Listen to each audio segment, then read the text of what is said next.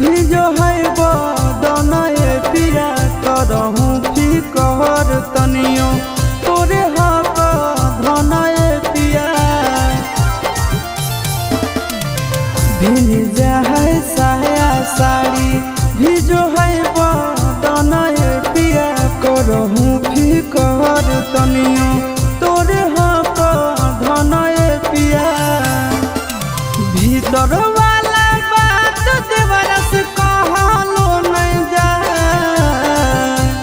हाय रे हाय कुली करे वाला चोले दे पिया मांगा हाय रे हाय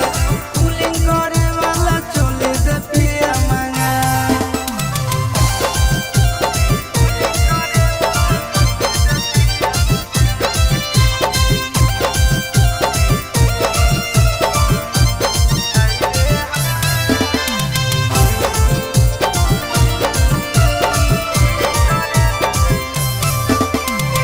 नहीं हो घर में पंखा कूलर नहीं हो पिया ऐसी हो चढ़ली जवनिया में गर्मी लागे बेसी हो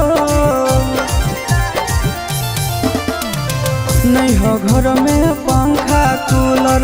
नहीं हो पिया ऐसी हो चढ़ली जवनिया में गर्मी लागे बेसी हो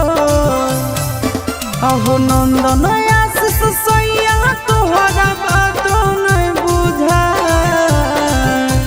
हाय रे हाय कुली करे वाला चोले दे पिया मांगा हाय रे हाय